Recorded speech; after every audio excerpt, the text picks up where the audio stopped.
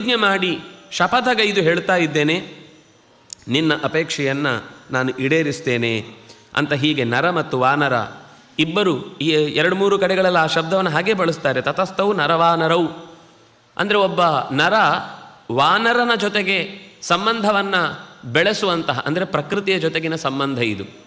ನಿಜವಾಗಿ ನಾವು ನಮ್ಮ ಇವತ್ತಿನ ದೊಡ್ಡ ಅಪಾಯದ ಸ್ಥಿತಿಗೆ ಒಂದು ಕಾರಣ ನಮ್ಮ ನಾಗರಿಕತೆಯ ಭ್ರಮೆಯಲ್ಲಿ ಪ್ರಕೃತಿಯನ್ನು ಬಲಿ ಕೊಡ್ತಾ ಮುಂದೆ ಸಾಗ್ತಾ ಹೋದದ್ದು. ಅದು ಹೌದು ಅಂತ ಎಲ್ಲರಿಗೂ ಗೊತ್ತಿದ್ರು ಮತ್ತೆ ನಮ್ಮ ಹತ್ರ ಪ್ರಶ್ನೆಗಳು ನೂರಾರು ಬರ್ತಾವೆ. ಹಾಗಾದರೆ ಈ ಎಲ್ಲ ಡೆವಲಪ್ಮೆಂಟ್ ಸುಳ್ಳ? ಹಾಗಾದರೆ ಈ ಎಲ್ಲ ಅನುಕೂಲತೆಗಳು ತಪ್ಪು ಅಂತ ಹೇಳಿಲ್ಲ. ತಪ್ಪಾಗದ ಹಾಗೇ ಪ್ರಕೃತಿಯನ್ನು ಒಲಿಸಿಕೊಳ್ಳುವುದಕ್ಕೂ ದಾರಿ ಇದೆ ಅನ್ನೋದನ್ನು ನಾವು ಯೋಚನೆ ಮಾಡಲಿಕ್ಕೆ ಹೋಗಲೇ ಇಲ್ಲ.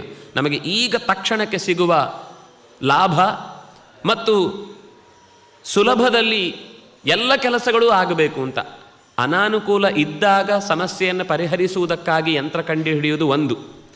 ಆದರೆ ಎಲ್ಲವನ್ನೂ ಸರಳೀಕರಿಸುವ, ಸುಲಭೀಕರಿಸುವ, ಕಷ್ಟವೇ ಪಡದಂತೆ ಪ್ರತಿಯೊಂದನ್ನು ಸುಖಿಸಬೇಕು ಅನ್ನುವ ರೀತಿಯಲ್ಲಿ ನಾವು ಪ್ರಕೃತಿಯನ್ನು ಹೊಡೆದು ನಮಗೆ ಅನುಕೂಲವಾಗುವಂತೆ ನಿರ್ಮಾಣ ಮಾಡಿಕೊಳ್ಳುವಂತಹ ನಡೆಯಲಿಕ್ಕಾಗದವನಿಗೆ ಎಲಿವೇಟರ್ ಬೇಕು.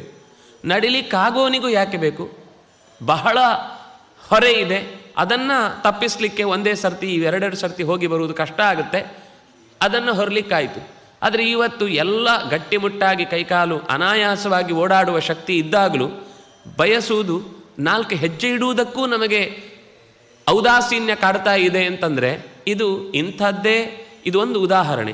ಹೀಗಿರುವ ಸಾವಿರಾರು ಬಗೆಯ ಉದಾಹರಣೆಗಳು ನಮ್ಮ ಸುತ್ತ ನಾವು ಬೇಕಾದಷ್ಟು ನೋಡ್ತೇವೆ. ಯಂತ್ರಗಳನ್ನು ಸೃಷ್ಟಿಸ್ತಾ ಇರ್ತೇವೆ, ಇನ್ನೊಂದು ಕಡೆ ನಿರುದ್ಯೋಗದ ಸಮಸ್ಯೆಯನ್ನು ನಾವೇ ಬಡ್ಕೊಳ್ತಾ ಇರ್ತೇವೆ. ಒಂದು ಕಡೆ ನಾವು ಅನುಕೂಲತೆಯನ್ನು ಪಡೀಬೇಕು ಅಂತ ಮಾಡುವಂತಹ ಶೋಧನೆಗಳೇ ಇನ್ನೊಂದು ಕಡೆಯಿಂದ ನಮ್ಮ ಬೌದ್ಧಿಕ ಸಾಮರ್ಥ್ಯವನ್ನು, ದೈಹಿಕ ಸಾಮರ್ಥ್ಯವನ್ನು ಕುಂಠಿತಗೊಳಿಸುವುದರ ಜೊತೆಗೇನೆ ನಮಗೆ ಔದ್ಯೋಗಿಕವಾದ ಪ್ರಪಂಚದಲ್ಲೂ ಕೂಡ ನಮ್ಮನ್ನು ಪೂರ್ತಿ ಅಸಹಾಯಕತೆಯಲ್ಲಿ ಬಳಲುವಂತೆ ಮಾಡ್ತಾ ಇರುವ ಈ ಬೆಳವಣಿಗೆಗಳು ಎಲ್ಲೋ ಸಮತೋಲನ ತಪ್ಪಿವೆ ಅಂತ ನಮಗೆ ಅನ್ನಿಸ್ಲೇಬೇಕಲ್ವ? ಆ ಎಚ್ಚರವನ್ನು ನಾವು ಹೊಂದುವ ಹಾಗೆ ರಾಮ ಪ್ರಕೃತಿಯ ಜೊತೆಗೆ ತನ್ನನ್ನು ಸಂಬಂಧಿಸಿ ಆ